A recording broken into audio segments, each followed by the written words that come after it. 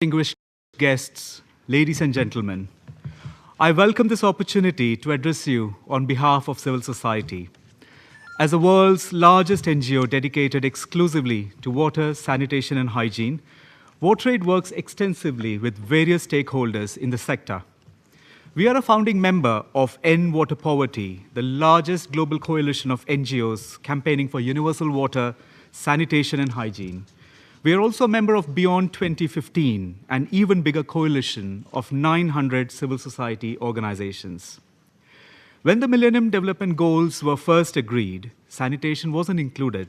It was added later as an afterthought.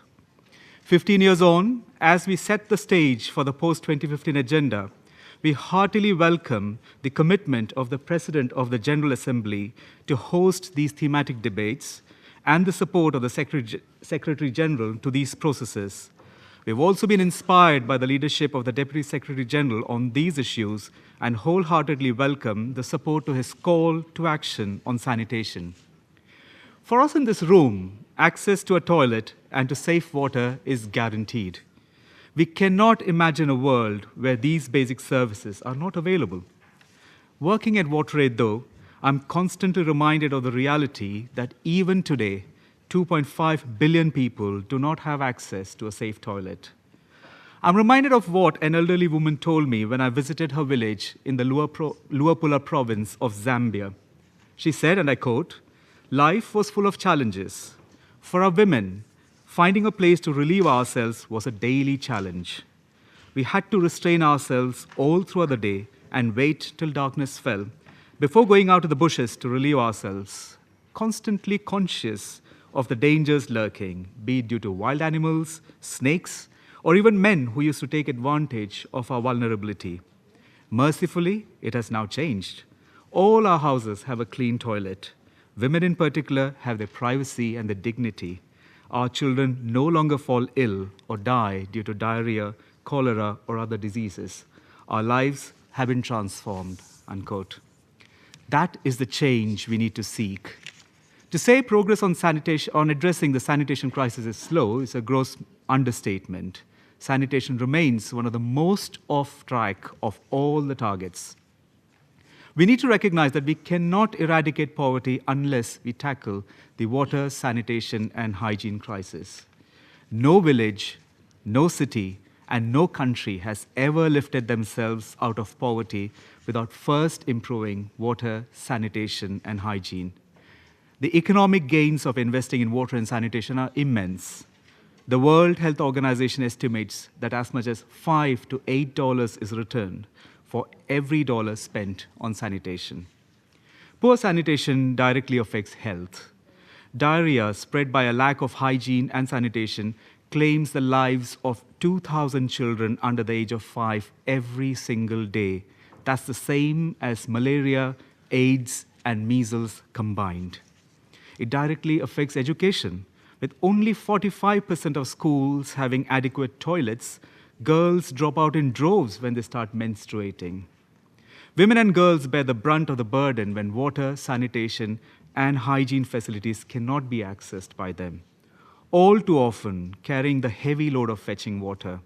All too often sexually violated when they go in search of a place to relieve themselves in the open. And far too often discriminated by society when they menstruate and have no means to manage it hygienically. We have the opportunity to change this. We know that this crisis can be tackled. Working with some of the world's poorest communities and engaging with national governments, donors, civil society coalitions, and the private sector, WaterAid is able to speak with confidence and credibility to find lasting solutions to address this crisis. For the last 3 years, the water and sanitation sector has been consulting on targets for the post-2015 framework. This has the support of the experts, the World Health Organization, UNICEF, and 200 other organizations that have come together around a shared vision of universal access to safe drinking water, sanitation, and hygiene, so that by 2030, no one practices open defecation.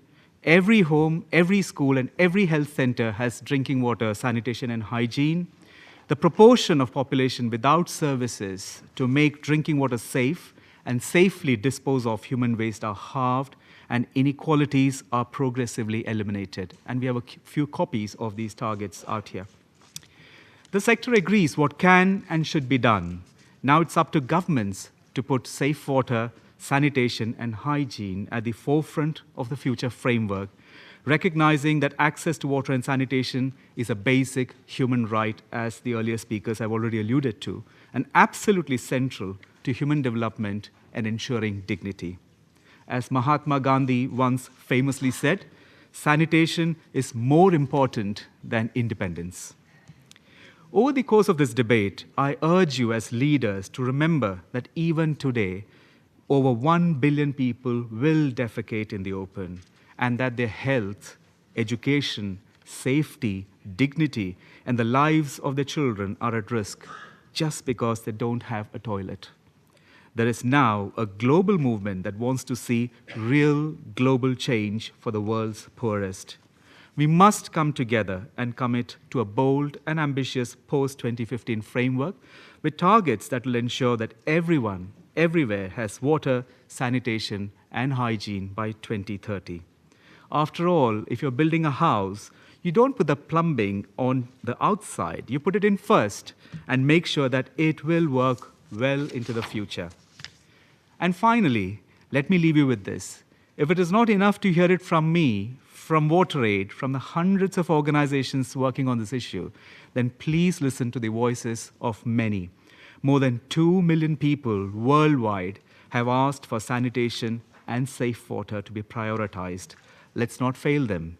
To quote Nelson Mandela, "It always seems impossible unless it is done," unquote. And together, we can make it possible. Thank you very much.